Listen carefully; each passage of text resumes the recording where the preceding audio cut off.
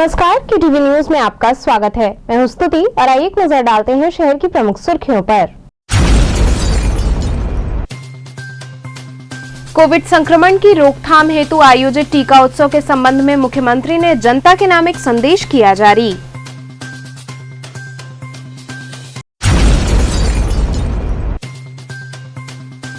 BHO अस्पताल के लगभग 17 चिकित्सक हुए कोरोना पॉजिटिव, इसकी जानकारी BHO MS ने दी।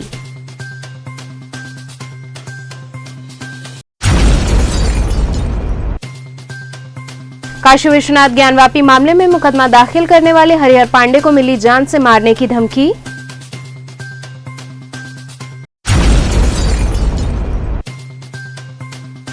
और वाराणसी में लगातार कोरोना का संक्रमण बढ़ रहा तेजी से, इसके बावजूद लोग घूम रहे बेपरवाह। और अब खबरें विस्तार से। कोविड संक्रमण की रोकथाम हेतु प्रयास जारी है। इस बाबत आगामी 11 से 14 अप्रैल तक आयोजित टीका उत्सव के संदर्भ में मुख्यमंत्री ने जनता के समक्ष एक संदेश जारी किया। वैश्विक महामारी कोरोना के खिलाफ देश की लड़ाई को आगे बढ़ाने के लिए उत्तर प्रदेश सरकार प्रभावी कदम उठा रही है। इसके लिए कॉन्टैक्ट ट्रेसिंग, टेस्टिंग तथा सर्वेलेंस की कार्रवाई की जा रही है। साथ ही संक्रमित लोगों को उचित उपचार की व्यवस्था भी सुनिश्चित की जा रही है। कोरोना को नियंत्रित करने के लिए इसके संक्रमण की चेन को तोड़ना आवश्यक है। इसके लिए सभी सम्मिलित प्रयास, जागरूकता और सावधानी अत्यंत आवश्यक है। कोरोना महामारी को नियंत्रित करने में टीकाकरण की महत्वपूर्ण भूमिका है। आदरणीय प्रधानमंत्री श्री नरेंद्र मोदी जी ने आगामी 11 अप्रैल को महात्मा ज्योतिबा फुले जी की जयंती से लेकर 14 अप्रैल 2021 को बाबा साहब डॉक्टर भीमराव अंबेडकर जी की जयंती तक टीका उत्सव मनाए जाने का आह्वान किया है। सभी प्रदेशवासियों से मेरी अपील है, टीका उत्सव के दौरान लक्षित आयु वर्ग के अधिक से अधिक लोग कोविड टीकाकरण कराएं।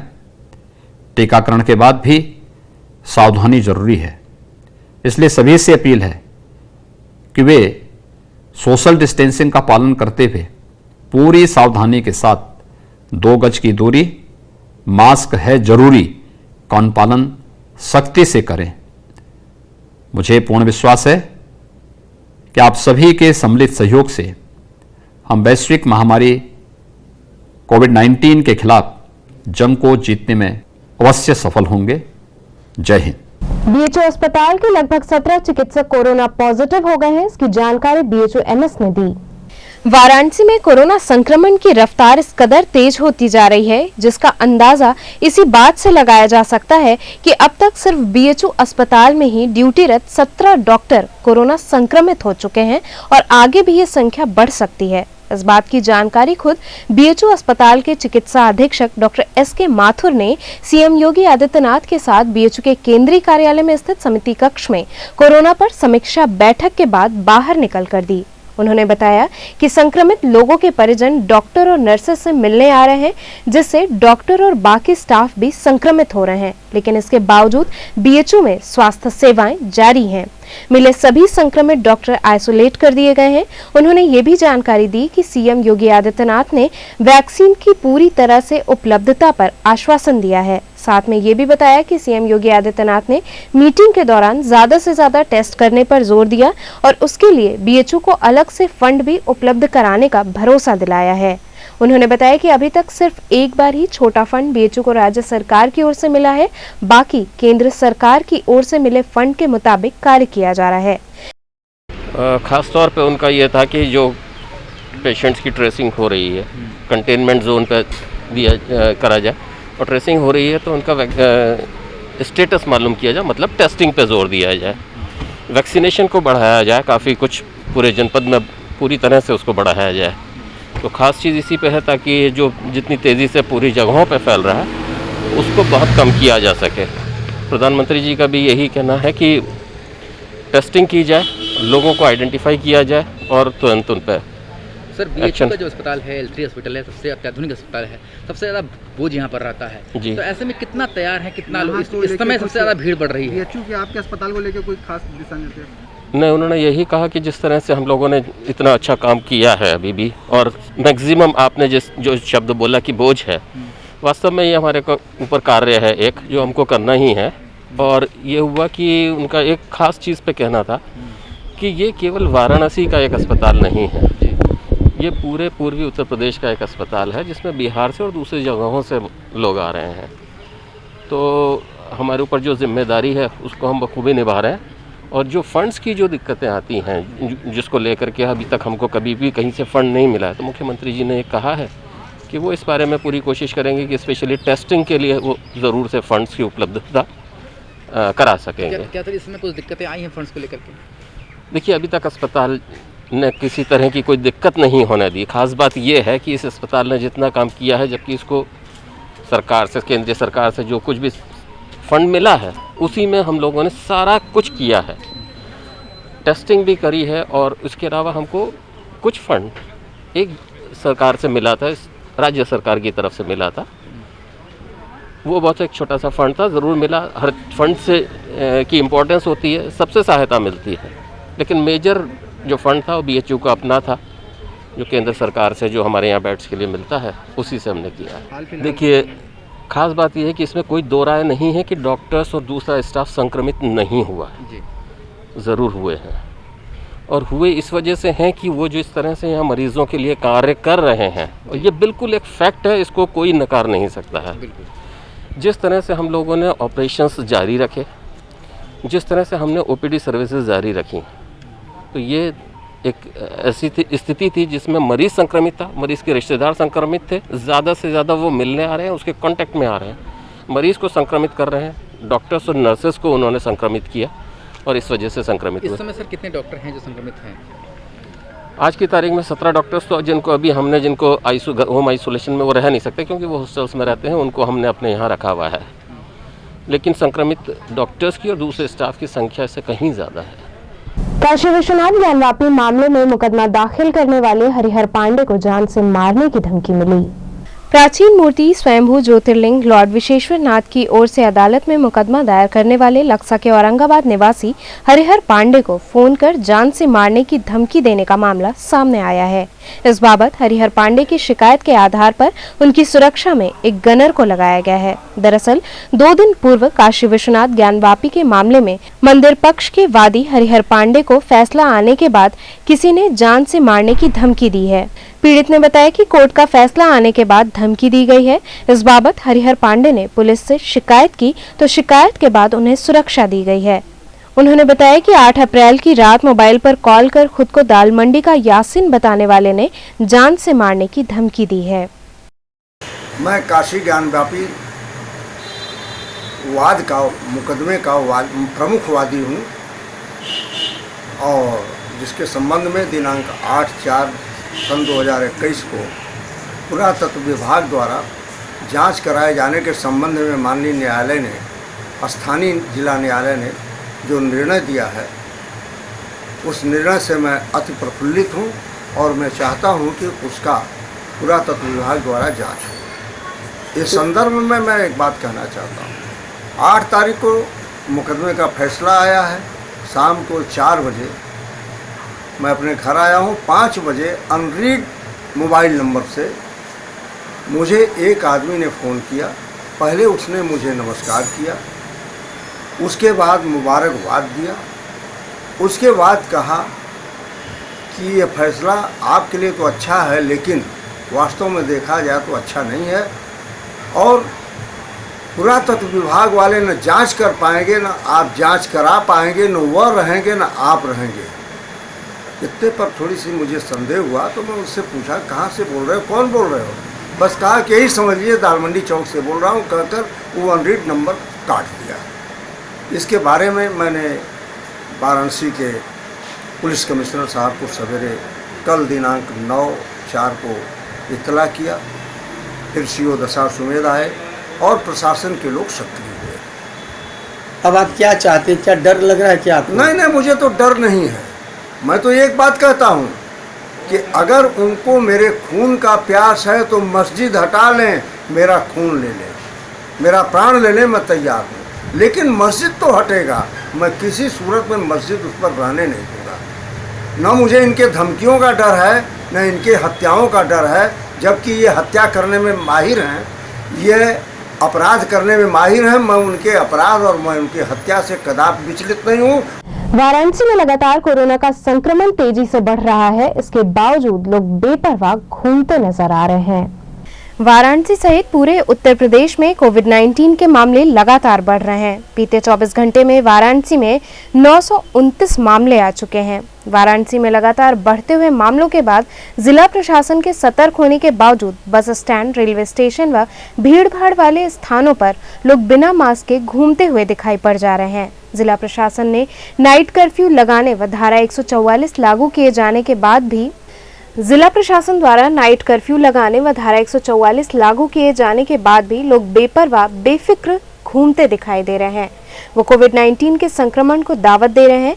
जब इस बाबत लोगों से पूछा गया तो उनका कहना था कि सरकार द्वारा वैक्सीनेशन की प्रक्रिया काफी धीमी है। साथ ही सरकार की तमाम रोकथाम के उपाय पर लोगों ने चिंता जाहिर की। उन्होंने कहा कि सरकार के द्वारा किए गए प्रयासों से हम संतुष्ट नहीं हैं। शशि भूषण जी, कोरोना के केस बहुत ज़्यादा बढ़ रहे हैं, तो उसका बहुत भारी नज़र आ रहा है। किस तरह बाजार में लोग सचेत नज़र आ रहे हैं? सर, बाजार में आपको अभी इस समय कम से कम 20% तो लोग देखिए मास्क नहीं लगा रहते हैं।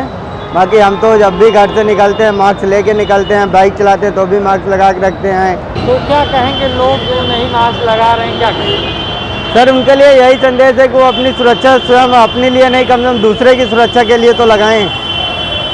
लोग जागरूक नहीं हो रहे हैं, इसलिए केस बढ़ रहे हैं क्या?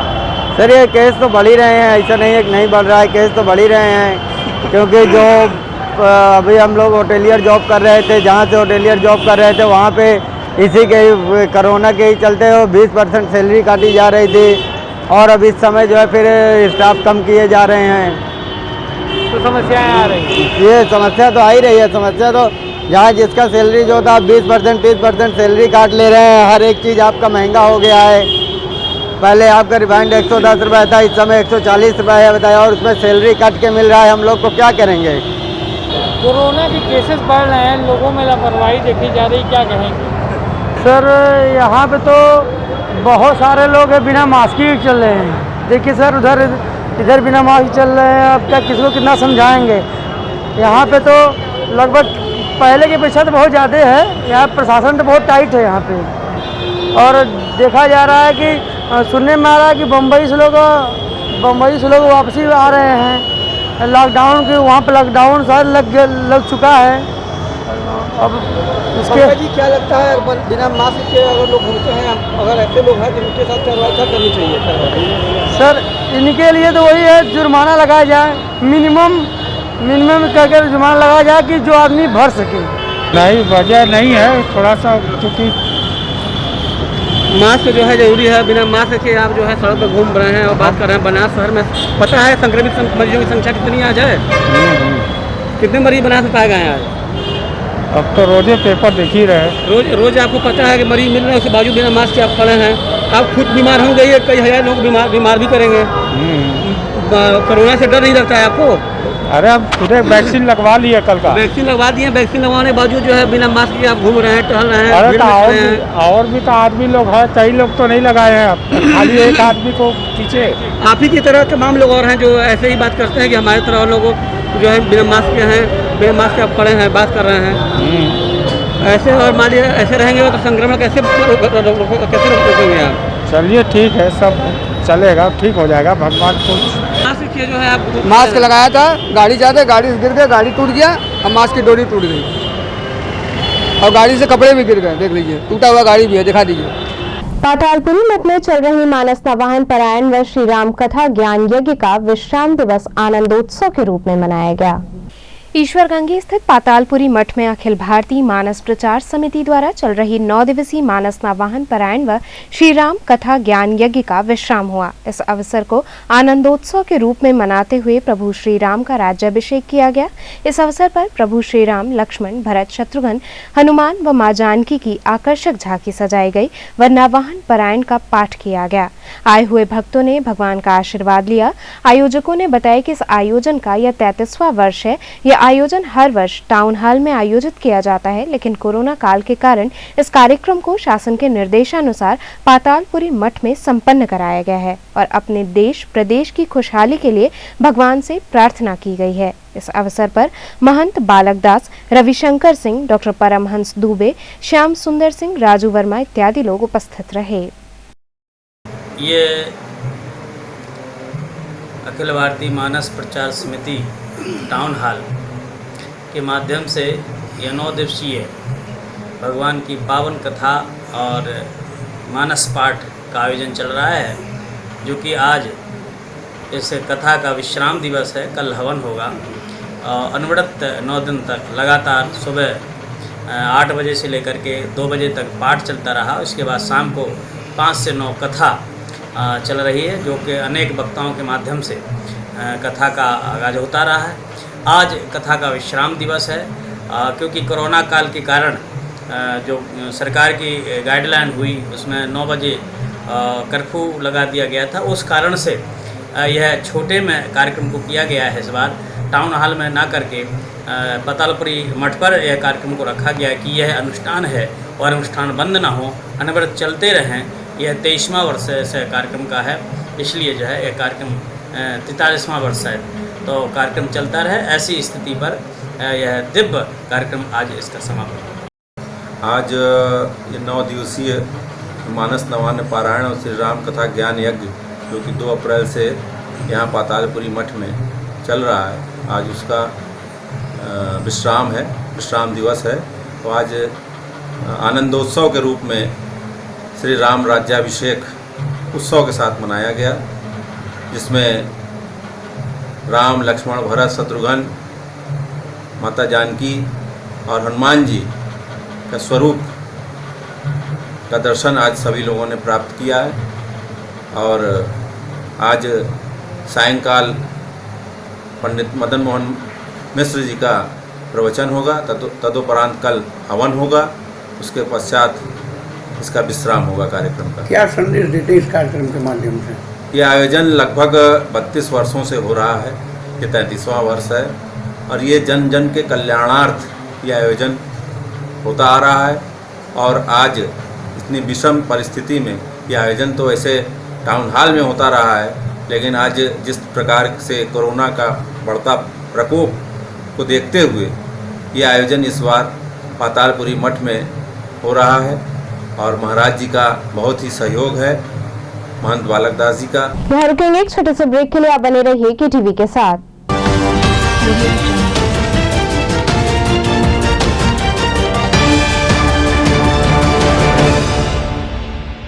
खबरों से जुड़े रहने के लिए हमारे चैनल KTV वाराणसी को सब्सक्राइब करें और लेटेस्ट अपडेट्स के लिए बेल आइकन को प्रेस करें।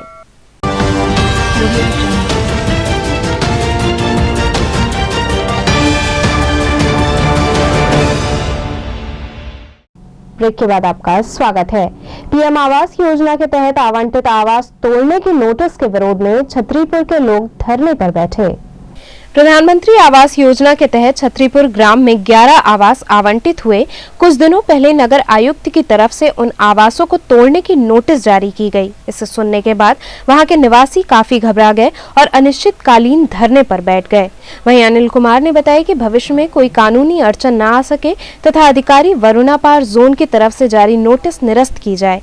उनका कहना था कि यदि हमारी मांगे पूरी नहीं की गई तो हम अभी अनिश्चितकालीन हड़ताल पर बैठे हैं, लेकिन इसके बाद हम जेल भरो आंदोलन भी करेंगे, क्योंकि वो हमारी जमीन है, हम वहां शुरू से रहते आए हैं। धरने में मुख्य रूप से रामदेव, गुलाब, शंकर समेत दर्जनों की संख्या में ग्रामीण मौजूद रहे। हमारी मांगे पूरी करो,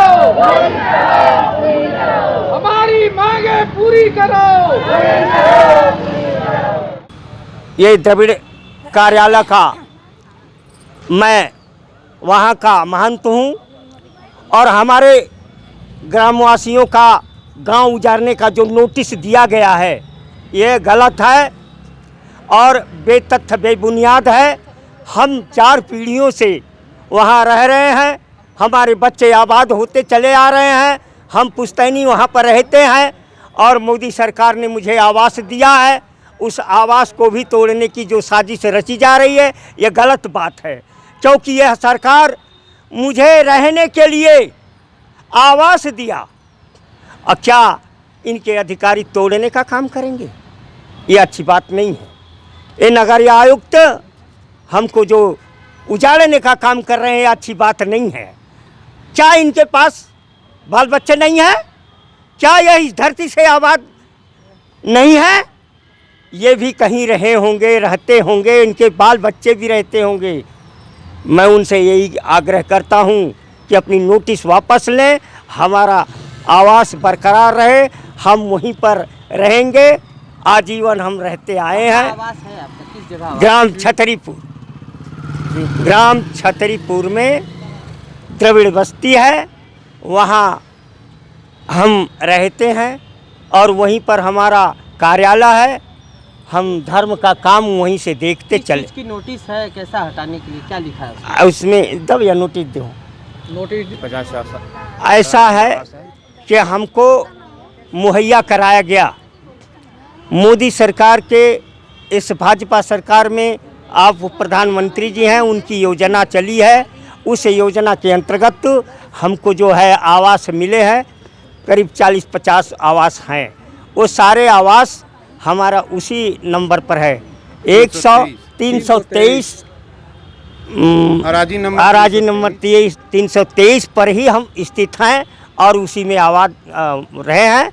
और हमारा जो है ये तोड़ने का नोटिस दिए हुए हैं। नगर पालिका को भी हम टैक्स देते हैं, इनकम टैक्स, सेल टैक्स, पानी का टैक्स, घर का टैक्स, सब कुछ देते चले आ। सारा पेपर हमारे पास है। मांगे न पूरी होने पे आगे क्या कार्रवाई होगी आपको? आगे कार्रवाई हमारा ये धरना प्रदर्शन चलेगा। अगर आगे हमारी कार्रवाई नहीं होती है, हम नहीं मानते हैं, तो इसके बाद मैं क्रमिक अनशन चलाऊंगा। अगर उससे भी नहीं काम बना तो मैं धरना प्रदर्शन का जेल भरो आंदोलन भी करूंगा। नक्सल थाने की पुलिस ने सघन अभियान चलाकर बिना मास्क लगाए सड़क पर निकले लोगों के चालान काटे। कोरोना संक्रमण का प्रसार चरम पर है। ऐसे में लगातार काशी की जनता से मास्क लगाने की अपील जारी है। स्थिति को देखते हुए रात्रि कर्फ्यू लगा दिया गया है और खुद मुख्यमंत्री ने आकर इस संदर्भ में अधिकारियों संग बैठक कर इस स्थिति से निपटने के लिए निर्देश दिए हैं। शासन प्रशासन लगातार मास्क लगाने सहित कोविड की सभी गाइडलाइन का लोगों से सख्ती से पालन कराने के लिए प्रयासरत है, लेकिन जनता है कि सुधरने का नाम नहीं ले रही है। लगातार अभियान के तहत अब मास्क न लगाने वालों पर कार्रवाई की जा रही है और लोगों के चालान कट रहे हैं। इसके बावजूद अभी भी लोग सड़क पर बिना मास्क लगाए बेखौफ घूमते नजर आए, जिनका लक्सा थाने की पुलिस ने चालान काटा और सख्त हिदायत दी। बिना मास्क वालों में बाइक सवार से लेकर ई रिक्शा, ऑटो रिक्शा चालक शामिल रहे, जिनका पुलिस ने चालान काटने के साथ ही उन्हें हिदायत दी कि वे नियमों का पालन करें, अन्यथा आगे कड़ी कार्रवाई होगी। लंका क्षेत्र में लगे भीषण जाम में एक एम्बुलेंस फंस गई। लंका थाना क्षेत्र में शुक्रवार की शाम को भीषण जाम लगने से एक एम्बुलेंस फंस गई। बताया जा रहा है कि एम्बुलेंस में गंभीर अवस्था में एक मरीज था, जिसे बीएचयू के सरसुंदरलाल हॉस्पिटल में रेफर किया गया था, परंतु भीषण जाम में फंसने के कारण परिजन बुरी तरह परेशान हो गए। किसी तरह जाम खाली होने पर लोग हॉस्पिटल लेकर पहुंचे। इस जाम से निजात पाने के लिए पुलिस प्रयास करती रहती है, जिसके लिए हर चौराहे पर ट्रैफिक पुलिस और थाने की पुलिस की ड्यूटी रहती है। फिर भी वाराणसी में ट्रैफिक की समस्या से निजात नहीं मिल पाई है।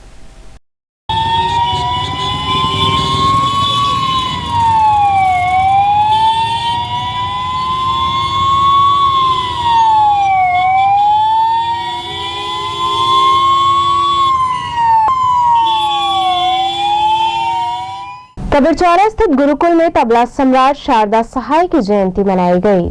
कबीरचौरा स्थित गुरुकुल के प्रांगण में पंडित राम सहाय संगीत फाउंडेशन द्वारा तबला सम्राट शारदा सहाय की 86वीं जयंती धूमधाम से मनाई गई। इस अवसर पर उनके चित्र पर माल्यार्पण कर कार्यक्रम की शुरुआत हुई। साथ ही उपस्थित अतिथियों पर गुलाब की वर्षा की गई। कार्यक्रम में संगीतकारों ने एक से बढ़कर एक प्रस्तुतियां देकर उन्हें याद किया। इस अवसर पर अनुराग सिंह, सौरभ चक्रवर्ती, राहुल मिश्रा, रोहित मिश्रा सहित बड़ी संख्या में लोग उपस्थित रहे।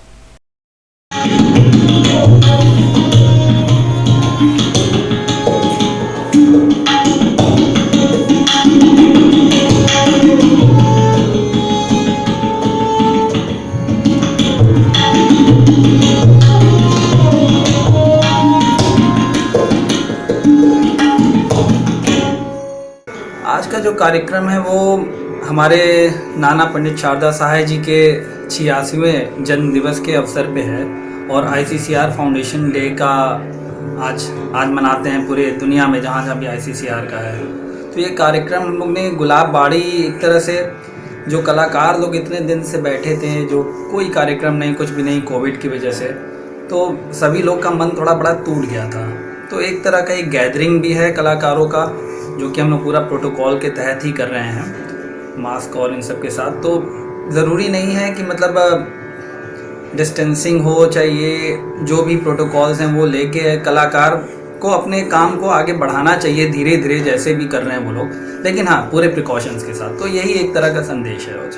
तो इसमें क्या क्या कार्यक्रम हो रहा है आज 3 कार्यक्रम हो रहा है। पहला कार्यक्रम पुंडलिक कृष्ण भागवत जी का तबला, और अंकित पारिक जी हैं, डॉक्टर अंकित पारिक जी, इनका पखावज, और इन दोनों लोग का एक डुएट है।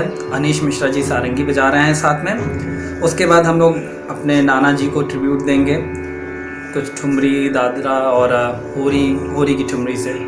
और आखिरी कार्यक्रम उस्ताद अकरम खान साहब जी का है, जो कि दिल्ली से आए हुए हैं, उनको ट्रिब्यूट। तो चलते चलते तो एक नजर डालते हैं शहर की प्रमुख सुर्खियों पर। कोविड संक्रमण की रोकथाम हेतु आयोजित टीका उत्सव के संबंध में मुख्यमंत्री ने जनता के नाम एक संदेश किया जारी।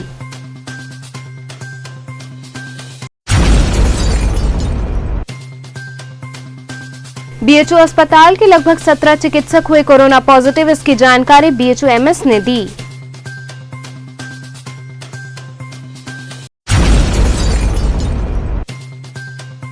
काशी विश्वनाथ ज्ञानवापी मामले में मुकदमा दाखिल करने वाले हरिहर पांडे को मिली जान से मारने की धमकी।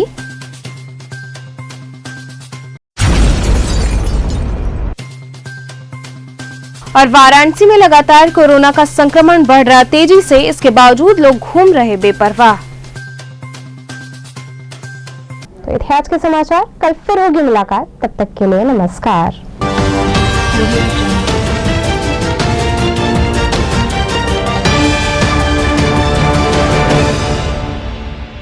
खबरों से जुड़े रहने के लिए हमारे चैनल KTV वाराणसी को सब्सक्राइब करें और लेटेस्ट अपडेट्स के लिए बेल आइकन को प्रेस करें।